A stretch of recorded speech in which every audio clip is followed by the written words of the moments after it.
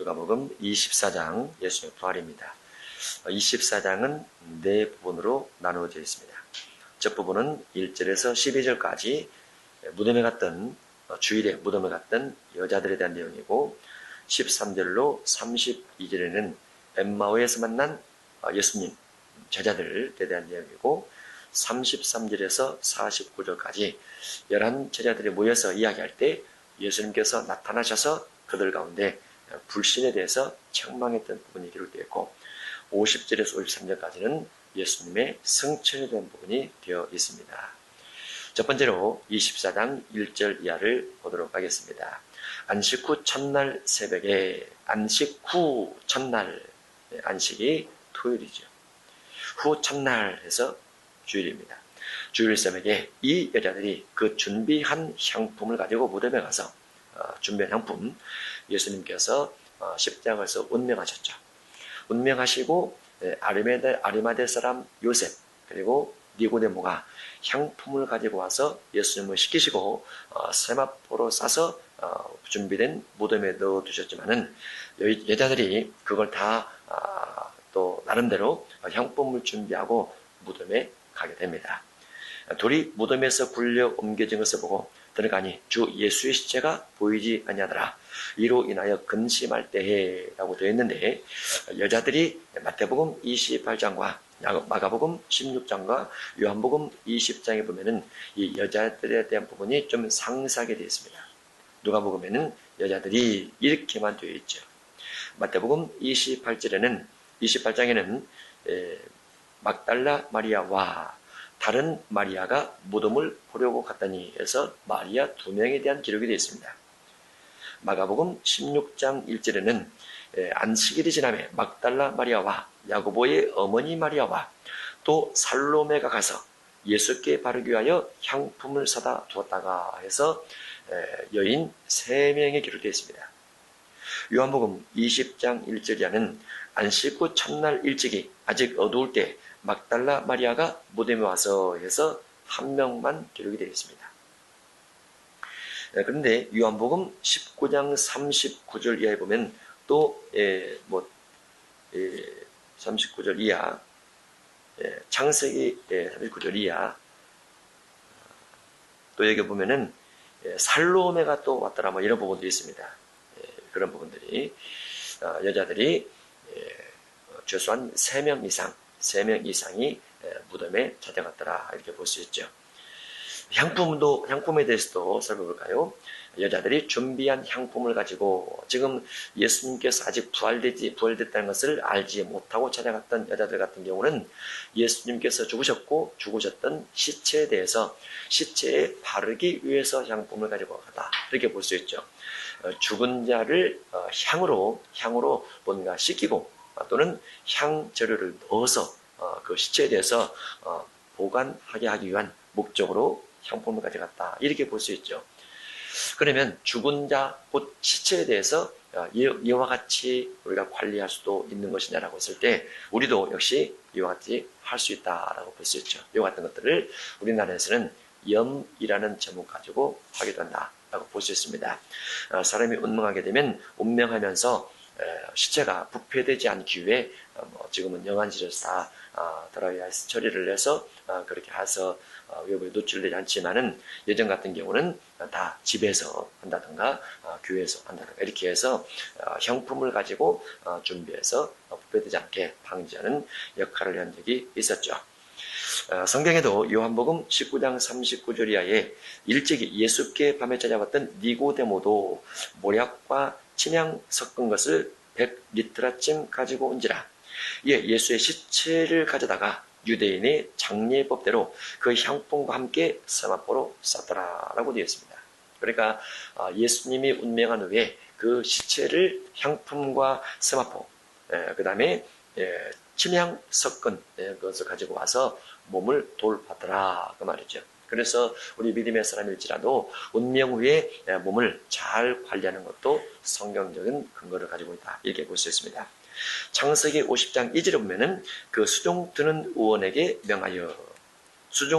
의원에게 명하여 이거는 이 부분은 야곱이 운명했을 때 요셉이, 그 아들 요셉이 의원에게 아버지의 몸을 향으로 처리하게 하며, 아버지의 몸을, 운명한 아버지의 몸, 곧 시체를 향으로 처리하게 하며, 의원이 이스라엘에게 그대로 하되, 야곱에게 그대로 하되, 운명한 야곱에게 그대로 하되 40일이 걸렸으니, 운명했던 야곱의 몸에 대해서 40일 동안 향재료를 넣는 작업을 합니다. 이 향재료를 넣는 작업을 보통 우리나라에서는 염습을 했다라고 말하죠. 염습을 했는데 40일 동안 염습을 했다고 말했죠. 이것을 어떤 공산권의 우상숭배 지도자들 같은 경우도 수십 일을 걸려서 부패되지 않게 미라 만드는 작업을 하게 되죠. 그런 것처럼 이렇게 했더라고 말이죠. 향으로 처리하는 데는 이 날수가 걸림이며 40일이 걸림이며 애굽 사람들은 70일 동안 그를 위하여 곡하더라. 이게 이제 물론 야곱에 대한 부분이 있기 때문에 하나님께서 애굽 사람들을 통해서 이와 같이 처리한 부분이 있지만은 성경적이다 이렇게 볼 수도 있죠. 창세기 50장 26절에 보면은 요셉이 110세의 죽음에 그들이 그의 몸에 향재료를 넣고 애굽에서 입관하였더라. 향재료를 넣고 입관했다라는 것은 염습을 하고서 입관했다 그 말이죠. 지금은 화장을 많이 하기 때문에 이렇게까지 하지 않지만은 그러나 이런 부분도 있다라는 것을 참고로 알면 되겠죠. 예수님께서 운명하실 때 운명하신 후에 예수님의 몸에 머리에 가시과 몸에 창자 그리고 손과 발에 못자국 이와 같은 것들 통해서 온 몸이 붉게 피로 물들었고 일부분은 말랐고 일부분 딱지가 생기고 일부분은 헝클어져 있고 일부분은 먼지가 묻어 있고 아주 더러운 모습으로 있었다라고 볼 수밖에 없죠.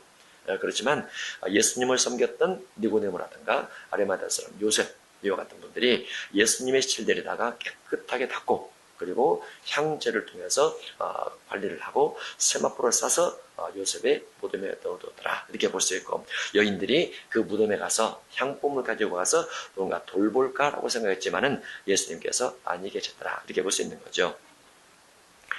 4절 뒷부분 문득 찬란한 옷을 입은 두 사람이 곁에 섰는지라.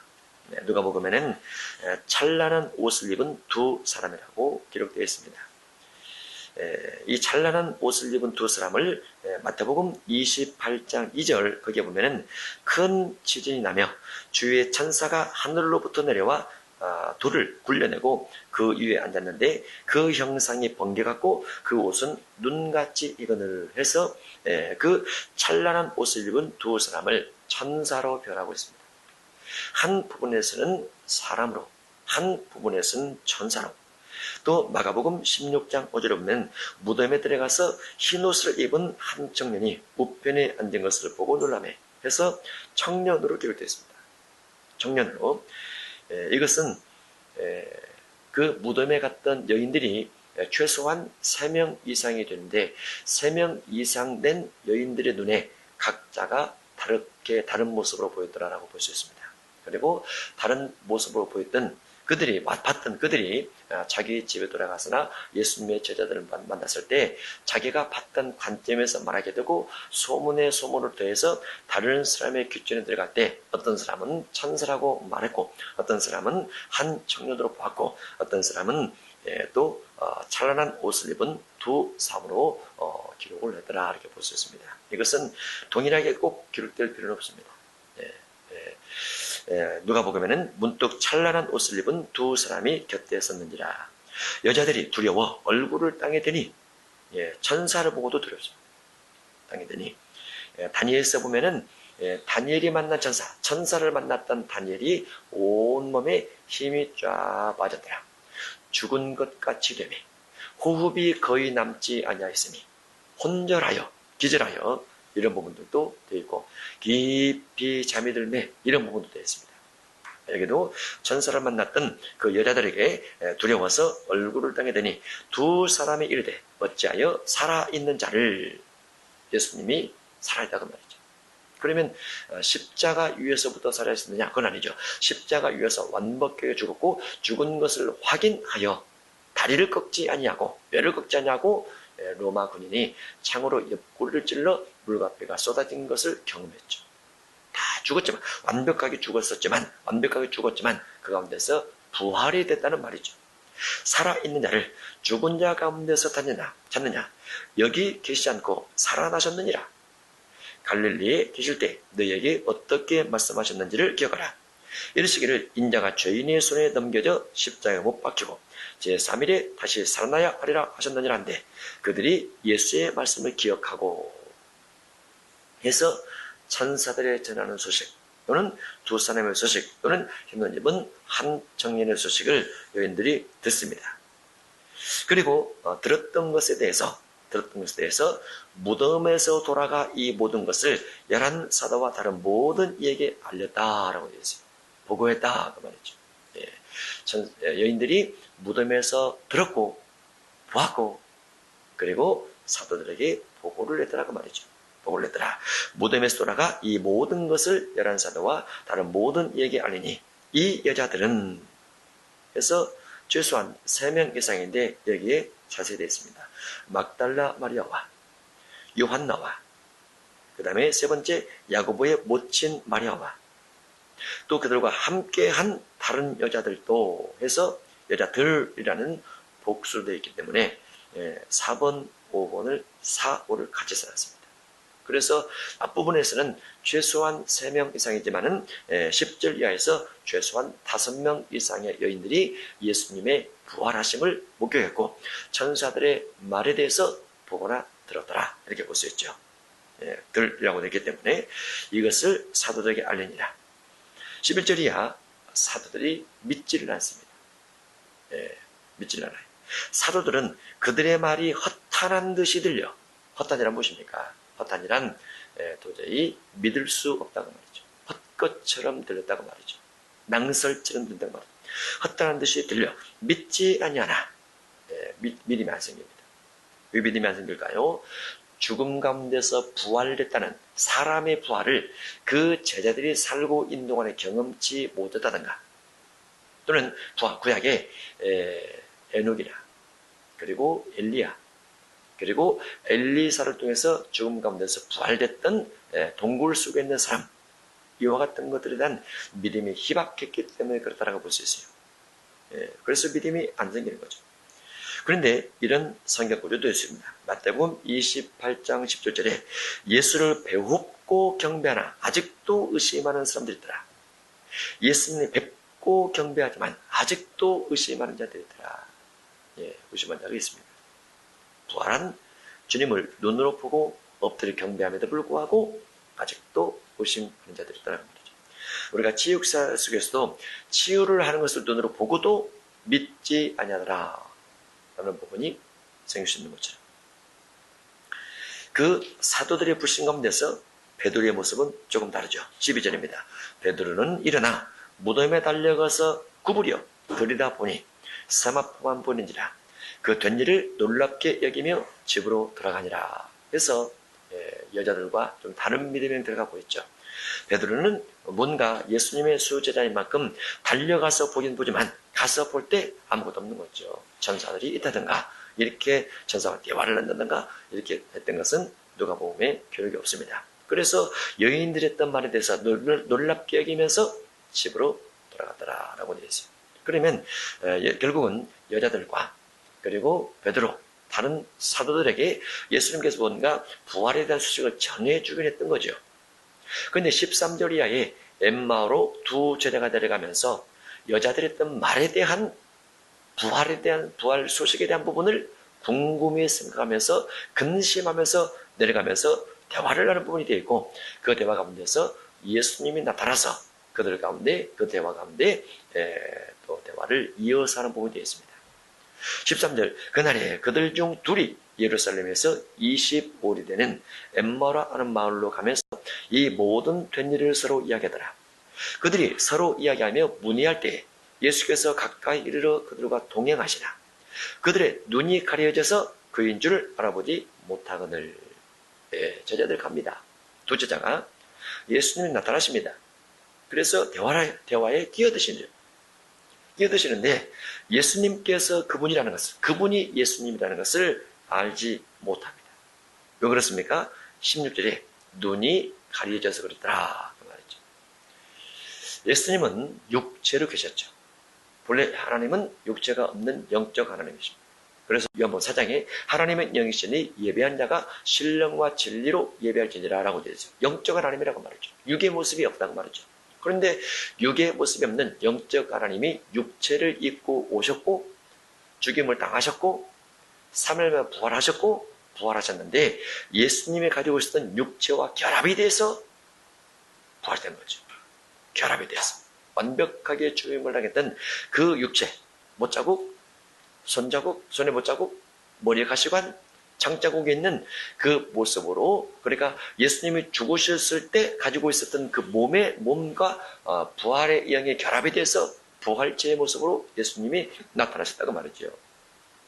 그렇지만 부활체의 모습은 육신을 가지고 이 땅에 살 때 모습과 뭔가 다른 부분도 분명히 있었으리라 라고 생각할 수도 있고, 그 다음에 그들의 눈이 가려져서 예수님인 줄 알아보지 못하더라, 이런 부분도 있다고 봐야죠. 그러면 예수님의 제자들은 무엇에 대해서 눈이 가려진 것이냐? 부활에 대해서 눈이 가려졌다. 부활에 대해서, 예를 들면 우리가 성경을 볼 때 어떤 부분은 보이고 어떤 부분은 안 보입니다. 안 보이는 부분은 가려져 있는 거예요. 우리가 능력에 대해서도 어떤 부분은 우리가 마음에 믿음이 생겨지는데 어떤 부분은 믿음이 안 생깁니다. 믿음이 안 생겨지는 부분은 가려진 겁니다. 영성에 대해서도 어떤 사람이 이 땅에 잘 살면 되지 굳이 영성까지 생각하면서 우리가 신앙생활을 해야만 되느냐라고 말하는 사람도 있어요. 영성에 대해서 가려워진 거죠. 어떤 사람은 과학적 물질적 존재로서 영혼이 있다는 것은 우리가 연구해 볼 수 있지만은 믿을 수는 없다. 운명 후에는 영혼이 소멸되는 것이지 영혼이 있다라고 믿을 수는 없다. 그런 사람들은 영혼에 대해서 가려워진 겁니다. 가려워졌다는 것은 그 분야에 대한 가려워짐이죠. 어떤 사람은 은사를 되게 싫어합니다. 은사에 대해서 가려워졌죠. 눈이 어떤 분야에서 가려지면 가려진 분야에 대해서는 눈으로 보거나 귀로 들을 때 믿음이 안 생깁니다. 마찬가지로 엠마로 가는 두 제자 같은 경우도 부활에 대해서 가리워져 있다 보니까 예수님이 그들에게 나타나서 대화를 하심에도 불구하고 그들이 예수님인 줄 알아보지 못했더라라고 되어 있습니다. 17절 예수께서 이르시되 내가 길을 가면서 서로 주고받고 하는 이야기가 무엇이냐 하시니 두 사람이 슬픈 빛을 띠고 머물러 서더라 하면서 대화가 됩니다. 눈이 가려진 이유가 몇 가지 있는데 계시록 3장 18절에 보면 눈이 떠지려면 안약을 사서 바르라 라고 되어 있습니다. 눈이 떠지려면 계시록 3장 18절 내가 너를 꾸나노니 내게서 불로 연단한 금을 사서 부유하게 하고 흰 옷을 사서 입어 벌거벗은 수치를 보이지 않게 하고 안약을 사서 눈에 발라 보게 하라. 보려면 안약을 사서 발라야 이렇게 되어 있어요. 이사야 29장 10절에 보면 되저 여호와께서 깊이 잠들게 하는 영을 너희에게 부어주사. 주님이 잠들게 하는 영을 부어줘서 너희의 눈을 감기셨는데 그가 선자들과 너희의 지도자인 선견자들을 덮으셨습니다. 하나님께서 목회자들의 눈을 감겨버렸다 말이죠. 근데 이제 이 뒷내용을 보면은 그들이 하나님의 말씀 대신 사람의 계명을 취하기 때문에 그런다라고 되어 있어요. 성경 외의 것을 추구하면 성경이 안 들어온다고 말이죠. 성경 외의 것, 경험, 그야말로 인터넷 이런 것들을 추구하면 성경이 지루하고 재미가 없습니다. 재미가 없어요. 우리가 생각할 때는 성경만 가지고 연구를 하고 성경만 가지고 설교를 하면 성도들이 좋아할 것 같고 목회자들도 참 행복할 것 같아요. 하나님 말씀 자체에 대한 어떤 존귀함, 말씀 자체에 대한 어떤 신비감, 이와 같은 것들이 떨어져서 그러거든요. 여기에도 그렇게 되어 있어요. 그들의 눈이 가려져서 주님인 줄 알아보지 못했더라 라고 되어 있는 거죠. 마태복음 13장 13절에 보면 그러므로 내가 그들에게 비유로 말하는 것은 그들을 보아도 보지 못하며 들어도 듣지 못하며 깨닫지 못함이니라 라고 해서 가리워진 눈이 있다. 가리워진 눈이 있다 라고 되어 있습니다. 18절이야 글로바가 예수님에게 하는 말들에 대한 내용입니다. 글로바가 하는 말이 몇 가지가 되어 있죠. 예수님에 대해서 이와 같은 말들을 갖고 있는데, 선지자, 예수님은 선지자였다. 예수님을 죽였더라. 예수님이 속량자라고 모든 사람이 소망했던 분이었다. 예수님이 부활했다는 소문이 났는데 라는 부분을 가지고 글로바가 말을 합니다. 그 한 사람인 글로바라 하는 자가 대답하리되 당신이 예루살렘에 체류하면서도 요즘 거기서 된 일을 혼자만 알지 못하느냐. 예수님의 부활에 대한 소문, 여자들이 돌아가서 제자들에게 보고를 하고 보고받던 제자들이 또 다른 곳에 자꾸 이야기하다 보니까 소문이 쫙 퍼졌는데 예수님께서 그것도 모르듯이 넷마오 제자들이 타나스다고 하니까 당신이 거기 살면서 혼자만 그거 모르고 있습니까? 라고 책망하듯이 말하고 있어요. 이르시되 무슨 일이냐? 이르되 나사렛 예수의 일이니. 나사렛 예수. 그러면 글로바는 예수님을 어떠한 분으로 알고 있었는가? 그는 하나님과 모든 백성 앞에서 말과 일에 능하신 선지자이거늘이라고 알고 있었어요. 비록 예수님께서 죽으실 때 무슨 역할을 하거나 그러던 건 아니지만은 예수님의 12제자 속에 들어가는 것도 아니고 70제자라든가 뭐 그런 부분은 없습니다. 그저 글로바라는 말만 나오죠. 그런데 예수님에 대해서 정확히 알고 있기를 모든 백성 앞에서 예수님은 말과 일에 능력 있으신 선지자라고 나오죠. 말도 정확하게 하시고 하나님의 뜻을 정확하게 대언하시고 질병을 치료하거나 귀신 내주실 때도 정확한 능력을 행사하시고 정확한 말과 일에 능하신 선지자였더라고 말이죠. 그 예수님이 말과 일에 능하신 선지자란 관주로 어디에서 가져올 수 있느냐? 신명기 18장 15절에서 가져올 수 있습니다. 신명기에 18장에 구약의 이스라엘 백성들이 하나님께서 신의 산에 임재하시면서 무서움과 두려움, 흑암, 떨림, 진동, 나팔소리 이렇게 임재를 하시니까 너무나 두렵더라고 말이죠.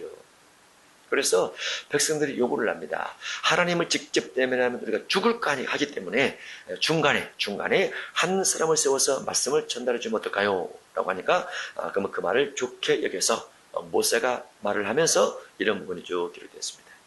하나님께서 한 사람을 보낼 것이다. 그리고 그 한 사람의 말을 듣지 않으면 죽을 것이다. 근데 그 한 사람이 어떤 사람인가를 우리가 정확히 분별을 하면 어떻게 해야 되느냐? 말과 행동이 일치됐을 때 그 사람이 하나님이 보낸 사람이라. 이렇게 설명하는 부분이 신명기 18장 15절부터 해서 22절까지 되어 있는 겁니다. 예수님은 말에도 그리고 행동에도 능력에도 일치가 되신 분이죠. 본문이 되는 것처럼 모든 백성 앞에서 말과 일에 능하신 선지자가 틀림없었던 거죠. 글로바가 해박한 성격 지식을 가지고 있고 해박한 구약시대의 예언에 대한 부분을 정확하게 알고 있다. 이렇게 볼 수 있죠. 신명기 18장 15절입니다. 내 하나님 여호와께서 너희 가운데 내 형제 중에서 너를 위하여 나와 같은 선지자 하나를 일으키시리니 너희는 그의 말을 들을지니라. 이것이 곧 내가 총의 날에 호렙산에서 내 하나님 여호와께 구한 것이라. 곧 내가 말하기를 내가 다시는 내 하나님 여호와의 음성을 듣지 않게 하시고 다시는 이 큰 불을 보지 않게 하소서. 두렵건대 내가 죽을 거나이다 하며 여호와께서 내게 주시되 그들의 말이 옳도다. 내가 그들의 형제 중에서 너와 같은 선지자 하나를 그들을 위하여 일으키고 내 말을 그 입에 두르니 내가 그에게 명령하는 것을 그가 무리에게 다 말하리라. 누구든지 내 이름으로 전하는 내 말을 듣지 아니하는 내게 벌을 받을 것이요 만일 어떤 선자가 내가 전하라고 명령하지 아니한 말을 제 마음대로 내 이름으로 전하든지 다른 신들의 이름으로 말하면 그 선자는 죽임을 당하리라. 잘못 전달하면 죽임을 당하리라 하셨느니라. 내가 마음속으로 이르기를 그 말이 여호와께서 이르신 말씀인지 우리가 어떻게 알리요? 하나님께서 보낸 사람인지 하나님의 말씀인지 어떻게 알리요? 하리라. 만일 선지자가 있어 여호와의 이름으로 말한 일에 정언도 없고 성취함도 없으면 결과가 주어지지 아니하면 그 말이죠. 말한 대로 이루어지지 아니하면 여호와께서 말씀하신 것이 아니요. 그래서 참 선지자와 거짓 선지자는 무엇으로 구분해서 할 수 있느냐? 열매입니다. 열매. 말대로 되느냐고 말이죠. 말씀 따라 사느냐고 말이죠. 여호와께서 말씀하신 것이 아니요. 그 선지자가 제 마음대로 한 말이니 마음대로 만드는 거죠. 너는 그를 두려워하지 말지니라. 그래서 마음대로 설교하지 말고 마음대로 묵혀하지 말라라고 되어 있습니다. 하나님의 말씀에 근거를 해서 말씀을 가르치고 말씀을 가르쳐 깨우치게 하고 깨우침 받게 해서 천국 백성 되게 만들어가는 것이 목회자의 사명이라 그렇게 볼 수 있죠. 아주 중요하죠. 그래서 글로바는 예수님을 하나님께서 보낸 선자로 인정했다고 말이죠. 20절 우리 대제사장들과 관리들이 사형 판결에 넘겨주어 십자가에 못 박았느니라. 예수님을 사형시켜버렸다고 말했죠. 사형. 예수님을 사형시킨 것에 대해서 글로바가 말하고 있죠. 마태복음 26장 66절에 예수님의 사형에 대한 기록이 되어 있습니다. 너희 생각은 어떠하냐? 대답하리되 그는 사형에 해당하니라. 예수님을 향해서 누가 재판할 수 있습니까? 죄가 있어야 재판을 하죠. 죄가 없는데 재판을 해서 예수님을 사형이라 말했습니다. 그런데 예수님을 사형시킨 그들은 마태복음 23장 33절 이하에서 뱀들아 독사의 새끼들아 너희가 어떻게 지옥의 판결을 피하겠느냐 해서 예수님을 죽인 자들에 대한 하나님의 심판이 있는데 심판의 결과 재판의 결과가 무엇입니까? 사형이다. 지옥이다. 지옥이다. 지옥의 판결을 피하겠느냐. 그래서 예수님을 죽인 자들은 지옥 판결을 얻고 예수님은 사형 판결을 얻었지만은 그럼에도 불구하고 죄가 없어 3일 만에 부활하시고 그것이 다르죠. 글로바는 예수님을 속량할 자라고 소망을 가지고 있었습니다. 21절 우리는 이 사람이 이스라엘을 속량할 자라고 바란다. 속량자가 무엇입니까? 죄 사함을 줄 자라고 말이죠. 이스라엘 민족에게 죄 사함을 줄 자라고 그렇게 마음에 간직하고 있으라고 말이죠. 이뿐 아니라 이 일이 일어난 지가 사흘째요. 3일째라고 말이죠. 부활에 대한 소문을 자꾸 보고 들었던 자들이 말을 하니까 사흘째요. 또한 우리 중에 어떤 여자들이 우리를 놀라게 하였으니 이는 그들이 새벽에 무덤에 갔다가 그의 시체를 보지 못하고 와서 그가 살아나셨다는 전사들의 나타남을 보았다며 또 우리와 함께 하던 중에 두어 사람이 무덤에 과연 여자들이 말한 바와 같음을 보았으나 예수는 보지 못했느니라 하거늘. 그래서 천사들의 전한 것에 대해서 11제자가 믿음이 덜 생기니까 자꾸 이와 같은 의문을 듣게 되는데 그러면서 글로바가 예수님에게 그 말을 하는 거죠. 그 말을 성경적으로는 예수님에 대해서 천사들이 여러 번 나타납니다. 예수님이 잉태하실 때 천사가 나타나죠. 주님의 40일 금식한 후에 배고프실 때 천사가 나타나서 수종 들어주십니다.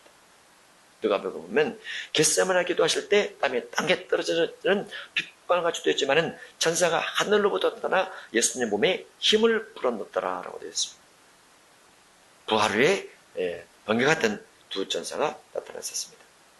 그리고 사도행전 1장 9절에서 승천하실 때 흰옷 입은 사람이 예수님의 제자들을 향해서 어찌 쳐다보느냐라고 말한 부분도 있다라고 볼 수 있죠.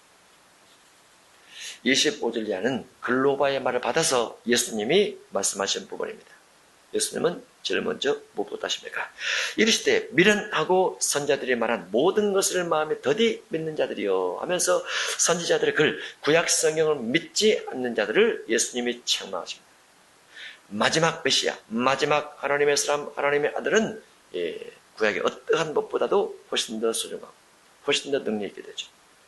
그래서 예수님께서 예수님의 부활에 대해서 믿지 않는 글로바와 또 다른 제자에 대해서 책망하는 부분이 25절 이하에 됐는데 미련하고 선자들이 말한 모든 것을 마음에 더디 믿는 자들이요. 그리스도가 이런 고난을 받고 십자가 자기의 영광에 들어가야 할 것이 아니냐 하시고 자기의 영광 셋째 하늘이죠. 이에 모세와 모든 선자 글로 시작해서 모든 성경에 쓴 바 자기에 관한 것을 자세히 설명하시니라. 그들이 가는 마을에 가까이 가매 예수는 더 가려는 같이 하시니 그들을 강권하여 이르되 우리와 함께 유하사이다. 때가 저물어졌고 날이 이미 기울었나이다 하니 이에 그들과 함께 유하로 들어가시니라 라고 해서 예수님께서 날을 저물 때 제자들의 요청에 의해서 그 집에 들어가는 것을 볼 수 있습니다.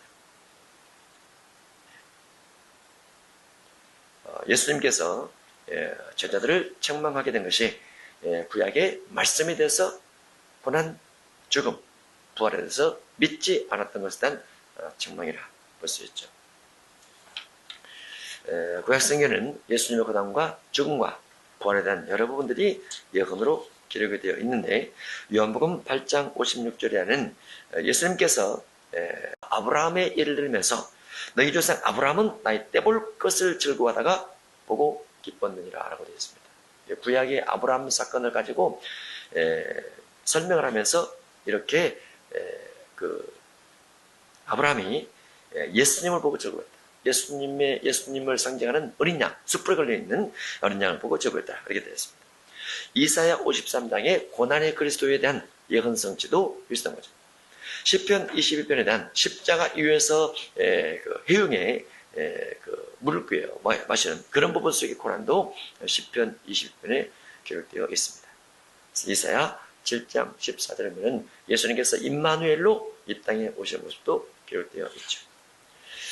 예수님께서 11 제자들과 같이 대화를 하시고 나서 음식을 드십니다. 영체가 아닌, 부활체도 아닌, 영체가 아닌, 아니면 변화체도 아닌 부활체 몸으로서 예수님이 제자들과 음식을 나누십니다. 30절. 그들과 함께 음식 잡수실 때 떡을 가지사 축사하시고 떼어 그들에게 주시니, 떼어 그들에게 주시니 그들의 눈이 밝아져 그인 줄 알아보더니, 예수님께서 떡을 떼서 그들에게 축사하시고 떼어주는데 눈이 밝아졌습니다. 눈이 열렸더라고 말이죠. 예수는 그들에게 보이지 아니하신지라 그들이 서로 말하되 길에서 우리에게 말씀하시고 우리에게 성경을 풀어주실 때 우리 속에서 마음이 뜨겁지 아니하더냐 하면서 각자 겪었던 것에 대해서 서로 간증을 하면서 주님이다 라고 고백하게 되는 거죠. 눈이 밝아졌더라.